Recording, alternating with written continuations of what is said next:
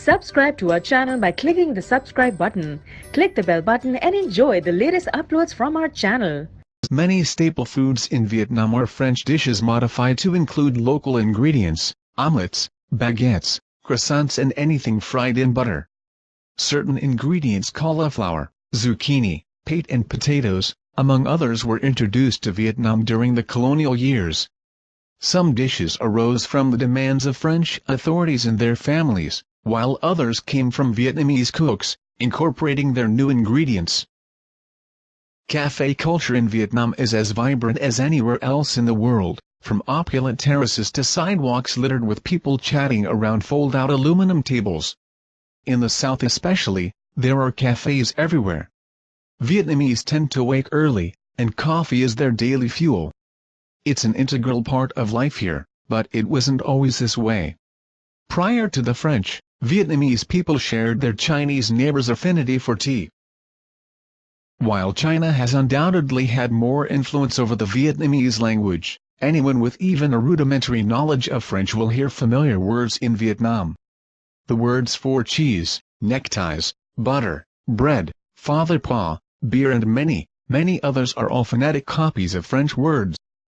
Catholics in Vietnam make up approximately 7% of the population. Holidays like Easter and Christmas, while not nearly as widely celebrated as they are in the West, have their own Vietnamese traditions.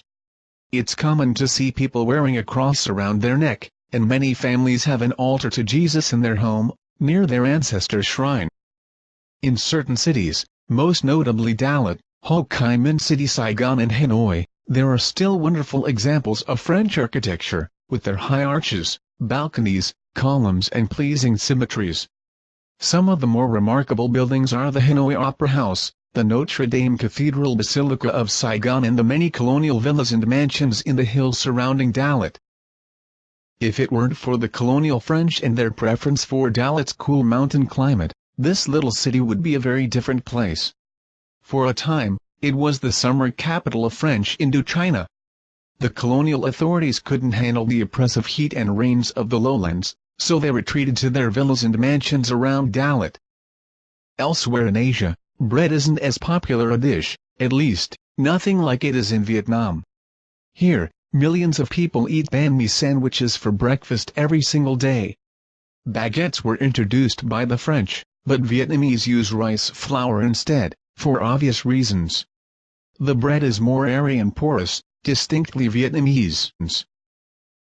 While the white suits of the early 20th century are gone, there are still other fashion influences that remain. The áo dai, a traditional Vietnamese outfit, is the best example. Prior to the French, the áo dai was more conservative, a flowing robe which didn't accentuate the sexual parts of the body. The influx of French tailors, along with the tastes of the colonial rulers, changed the áo dai into what we know it as today, a voluptuous outfit which accentuates curves, made of thin silk. For men, the trousers and collared shirts, still popular among even workers, were first introduced by French tailors. Though now, American styles have taken over. In the days before French Indochina, education was reserved for elites, for mandarins who served as bureaucrats, scholars to the dynastic Yuan emperors. Under the French, the education system became westernized. People could specialize, rather than studying broadly for the purpose of ruling. The French also introduced schooling up to the 3rd grade, but not out of some sense of egalitarianism. The colonial French, behind their facetious notion of spreading civilization to their colonies, did leave behind modern infrastructure which Vietnam still uses to this day. The famous Reunification Express, the railway line between Hanoi and Ho Chi Minh City, was originally built under French rule. Many of the roads and bridges in Vietnam were also first built under French supervision rule. Probably the most famous example is the Long Beam Bridge in Hanoi, formerly the Paul Doumer Bridge. One unsung hero of French infrastructure is the sanitation system they left behind, especially in Ho Chi Minh City. Without French infrastructure, this city of almost 10 million would have been much smellier. Long since replaced by bicycles and motorbikes, you can still find these holdouts of the French colonial days in the touristy areas around the country, near the Citadel in Hue, District 1 in Ho Chi Minh City and in Hanoi's Old Quarter.